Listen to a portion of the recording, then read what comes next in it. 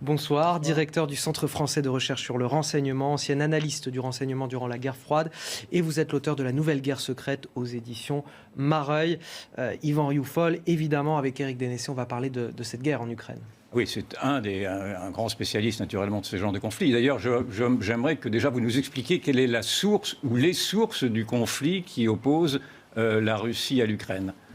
Oui, vous avez raison, ça me semble très important de faire une mise au point. Parce qu'aujourd'hui, on est dans un narratif qui est complètement manichéen, dans lequel on nous présente ce conflit d'une manière extrêmement partiale. Et ce qui est dangereux, c'est que ça exonère de leurs responsabilités majeures, véritablement majeures, deux acteurs principaux que sont le régime ukrainien et les États-Unis. Parce que finalement, la guerre que nous vivons, qui n'aurait jamais dû eu lieu, est une guerre qui commence dès 2014, lorsqu'il y a un coup d'État soutenu par l'Occident, coup d'État illégitime contre Yanukovych. Et c'est ça qui a véritablement amené la Russie à se radicaliser. Alors, ce qui ne justifie en rien l'invasion, mais dans la manière dont les faits sont présentés aujourd'hui, Poutine, certes envahisseur de la Russie, porte tous les torts, alors que les responsabilités sont très largement partagées. D'une part par les États-Unis qui ont poussé véritablement le régime ukrainien à provoquer la Russie, et d'autre part par les États-Unis qui aussi ont essayé de faire tomber Poutine dans ce piège pour l'amener à se décrédibiliser durablement. La Russie, malgré tout, avait montré des volontés expansionnistes à travers la Géorgie, par exemple, ou à travers la Crimée. Elle n'était pas non plus un agneau, la Russie. Oui, mais il s'est passé quelque chose de très intéressant en 2006. En 2006, il y a les premiers discours de l'OTAN qui disent « Nous allons ouvrir nos portes à l'Ukraine et à la Géorgie ». 2007, il y a le discours de Poutine à Munich qui dit « Écoutez, ce sont des choses qui sont pour nous des menaces existentielles, donc nous ne resterons pas sans réagir ». 2008, il le montre, il réagit en intervenant en Géorgie. Et puis après, les choses vont s'enchaîner. L'OTAN ne comprend toujours pas, continue à pousser pour que les Ukrainiens rejoignent l'organisation. Parce que dans les faits aujourd'hui, quand on regarde les fournitures d'armement, même avant le déclenchement de la guerre, quand on regarde la manière dont les forces ukrainiennes sont formées aussi bien par les Américains, les Canadiens et les Britanniques, il y a vraiment une logique de pousser à l'extrême pour faire réagir la Russie. Est-ce que vous êtes en train d'excuser, dans le fond, l'agression russe vis-à-vis de l'Ukraine ? Non, bien sûr que non, mais parce que ceux qui souffrent aujourd'hui le plus de cette guerre, ce sont les populations ukrainiennes. Or, dans cette logique, la responsabilité, bien sûr, l'offensive est une offensive russe, mais il ne faut pas non plus oublier que depuis 2014, les actions, et y compris les violations des droits de l'homme faites par le régime ukrainien dans le Donbass sont réelles, elles sont documentées, et que nous, Occidentaux, nous avons systématiquement fermé les yeux, nous n'avons pas appuyé ni fait pression sur le gouvernement Zelensky pour qu'il respecte les accords de Minsk qu'il avait signés, et donc on est en train de nous présenter uniquement la moitié des faits. Alors cette moitié des faits, elle est exacte, seulement on dissimule l'autre moitié qui remet quand même très largement en cause la manière dont on nous présente les événements. Et quand vous dites nous, c'est-à-dire ce sont les hommes politiques, les médias, qui est nous ? Alors c'est nous les Occidentaux, c'est d'abord les États-Unis principalement, et l'OTAN, et derrière une Europe qui est extrêmement suiviste. Malheureusement, nous sommes devenus tous des auxiliaires des Américains, et finalement cette crise, elle n'est pas du tout, elle ne met pas du tout une Europe de la défense en place. Aujourd'hui, les Américains restent en arrière-plan, sauf les quelques déclarations de Biden ces derniers jours, parce qu'on voyait très bien avant le 24 février, aussi bien Blinken que Miller, que Austin, qui tenaient des discours extrêmement virulents. Dès que le conflit a eu lieu, ils ont laissé les Européens agir en premier lieu. Aujourd'hui, ils reprennent un petit peu la main. Maintenant, leur but, c'est quand même de parvenir à ce divorce durable entre la Russie et l'Europe. Ils y sont parvenus. Et ça va probablement aussi être une victoire pour l'OTAN. Et ça, c'est extrêmement dommageable. Et est-ce que vous craignez une généralisation du conflit, ou est-ce que vous pensez qu'il va se résorber dans le fond et de rester un conflit territorial ? Pour l'instant, presque envie de dire que Poutine va probablement arriver à ses buts de guerre dans les semaines qui viennent. Et ça, c'est extrêmement dommage, à la fois pour les Ukrainiens comme pour le monde. Ceci dit, c'est ni plus ni moins que ce qu'il demandait avant le 24 février. Donc une négociation aurait peut-être permis, évidemment, d'éviter cela. Pour le reste, l'espèce de crainte que nous avons d'une invasion russe ne tient pas la route. Il y a 150 000 hommes qui ont participé à l'invasion de l'Ukraine. À peu près des effectifs similaires à celles de l'armée ukrainienne en face de lui. Donc, c'est normal que les choses ne se passent pas aussi bien. On a toute une série d'analyses qui nous disent qu'il y a un échec de l'armée russe. On voit des choses très différentes, soit qu'on regarde les médias occidentaux, soit qu'on regarde les médias russes.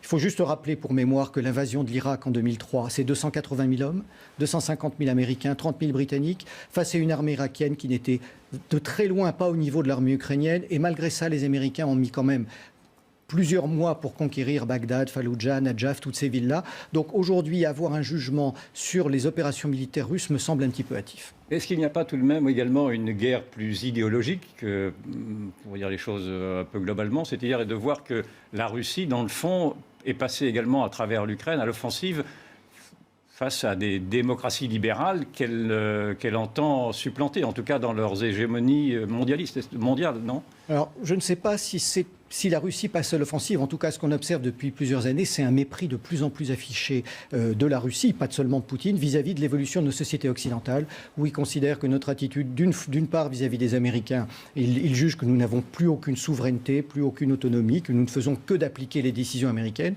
D'ailleurs, les Russes en veulent beaucoup à la France pour l'histoire des 2 navires Mistral que nous devions livrer sous François Hollande à Moscou et sous pression américaine, nous avons décidé de les vendre à l'Égypte. Et puis, ils ont aussi des jugements extrêmement durs sur ce qu'ils appellent, pour eux, la perte de spiritualité de l'Occident. Alors, oui. Dire qu'ils repassent à l'offensive, je pense que c'est exagéré. Il y a un véritable raidissement des Russes depuis une vingtaine d'années. Et je dirais, comme toute personne qui est poussée dans un coin de la pièce, à un moment donné, on a une réaction. Alors encore une fois, ça n'excuse pas l'offensive, mais si on ne voit que les derniers éléments, eh bien on ne voit pas tout ce qui a conduit à ce conflit et pourquoi on en est arrivé là. Messieurs, on va marquer une pause un petit instant, il est 19h30, c'est l'heure du rappel de l'actualité. 15 jours du premier tour de l'élection présidentielle, de grands meetings aujourd'hui. Jean-Luc Mélenchon était sur le Prado à Marseille. Il revendique 35 000 participants. Yannick Jadot, lui, a rempli plus de la moitié du Zénith de Paris, avec 4 000 personnes selon son équipe de campagne. Mais c'est Éric Zemmour qui signe la démonstration de force la plus importante aujourd'hui. Il affirme avoir rassemblé 100 000 personnes au Trocadéro à Paris. En Allemagne, un test électoral réussi pour le chancelier Olaf Scholz. Les sociaux-démocrates sortent vainqueurs du scrutin régional en Sarre. C'était la première élection depuis l'avènement du chancelier allemand de gauche. Le SPD a recueilli 43% des voix contre 27,5% pour la CDU à la tête de la Sarre depuis 22 ans. Dans la guerre en Ukraine, une nouvelle session de négociation va débuter demain en Turquie jusqu'à mercredi. Vendredi, le négociateur en chef russe déclarait que les discussions avec Kiev faisaient du surplace sur les questions politiques principales. Et Yvan Rioufol, nous sommes toujours avec Éric Dénessé, directeur du Centre français de recherche sur le renseignement.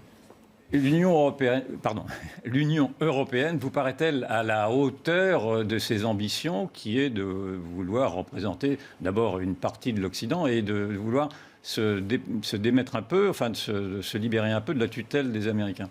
Non, je pense qu'on n'en est absolument pas dans une dynamique de cette nature. Il y a surtout 2 éléments que je trouve très inquiétants en ce moment au niveau de l'Union européenne. D'une part, c'est l'espèce de coup d'État bureaucratique qui est fait par Ursula von der Leyen et ses équipes, puisqu'elle a pris des décisions sur la vente d'armes aux Ukrainiens. Et donc, ce faisant, elle se présente comme presque un chef d'État au niveau européen, alors qu'elle n'en a ni juridiquement ni légalement en aucun cas la fonction. Et puis, pas plus tard qu'hier, il se passe un deuxième phénomène qui est très préoccupant. Elle vient de signé avec Joe Biden un nouvel accord sur le transfert des données aux États-Unis. C'est quelque chose qui avait été retoqué en 2020.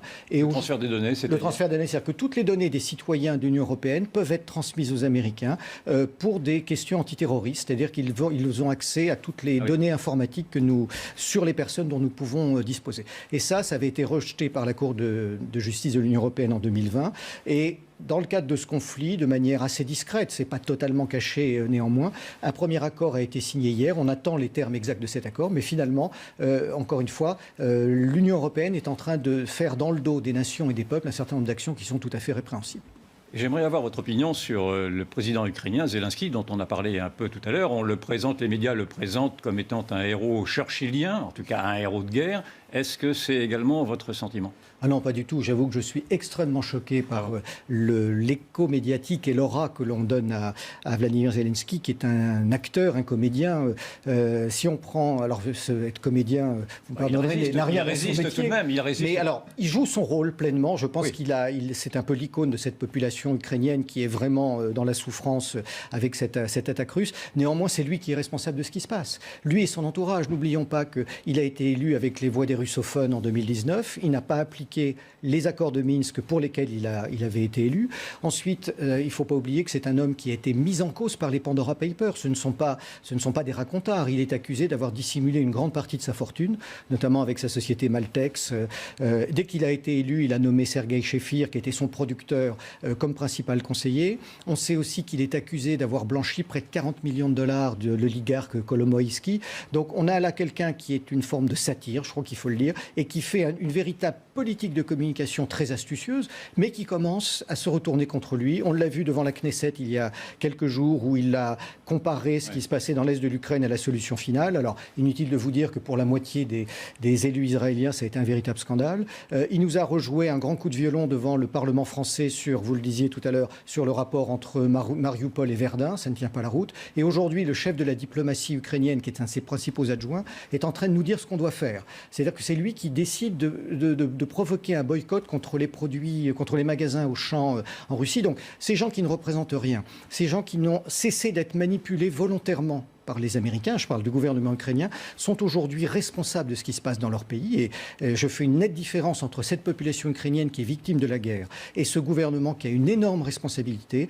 Et plutôt que de communiquer comme il le fait, on serait plutôt en droit d'attendre de sa part qu'il présente des excuses pour avoir été à l'origine de ce conflit. Et finalement, il contribue à l'extermination de sa population. Vous le mettez comme étant vraiment à l'origine du conflit. Il est très très nettement à l'origine du conflit pour avoir refusé d'appliquer les accords de Minsk, pour continuer à distribuer des armes légalement. Alors, ça ne veut pas dire que les Ukrainiens ne sont pas des patriotes, ça ne veut pas dire que les Ukrainiens ne doivent pas se battre contre une invasion étrangère, mais il faut vraiment que le public français fasse une très nette différence entre ce peuple qui est dans la souffrance et ce comique qui est à la tête de l'État. Et comment jugez-vous la diplomatie française? Comment jugez-vous l'attitude d'Emmanuel Macron, qui malgré tout depuis le début a gardé le contact, en tout cas avec Vladimir Poutine? Oui, alors c'est l'image qu'on en a en France, parce qu'on en a évidemment beaucoup parlé, mais le principal acteur de ce rapprochement en tout cas des négociations entre la Russie et l'Ukraine, c'est Tayyip Recep Erdogan, qui est aujourd'hui finalement l'un des grands vainqueurs de ce conflit.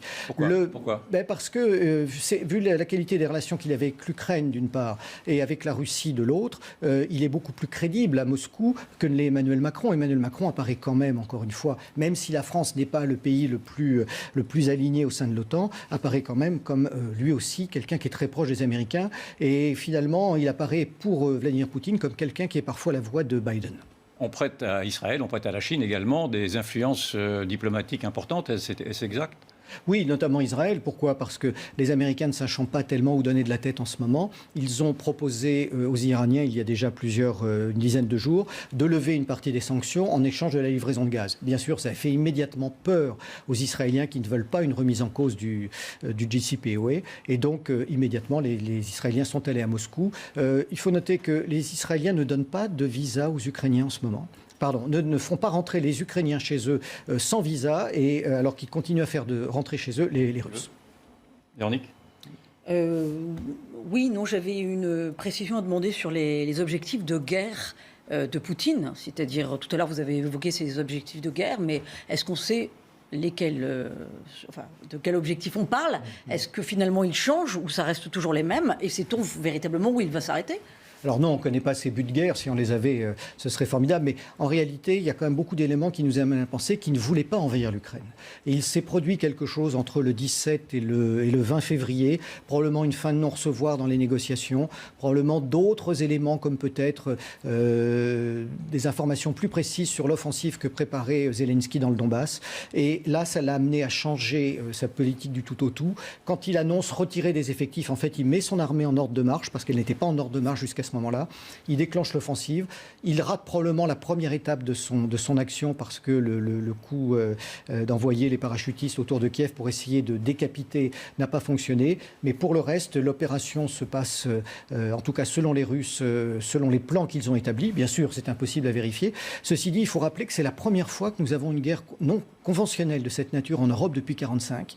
Donc beaucoup d'analystes disent que les Russes n'avancent pas très vite. Mais je pense qu'une guerre de cette nature, de toute façon, n'est pas une guerre nécessairement très rapide. On prêtait aux Russes quand même également l'ambition de s'étaler peut-être davantage dans l'ancien périmètre soviétique, voire d'aller jusqu'en Pologne ou en Roumanie, etc. Est-ce que vous pensez cette hypothèse plausible ?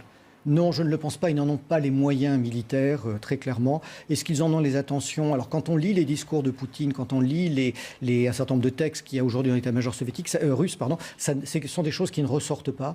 On a prêté à Poutine la phrase de dire la fin de l'Empire soviétique a été une véritable catastrophe, mais il a ajouté tout de suite après, en même temps, vouloir le reconstruire serait une erreur encore plus grande. Donc, revenir aux frontières traditionnelles de la Russie, réunir dans son pays l'ensemble des russophones, oui, aller au-delà, à mon sens, c'est quelque chose d'illusoire.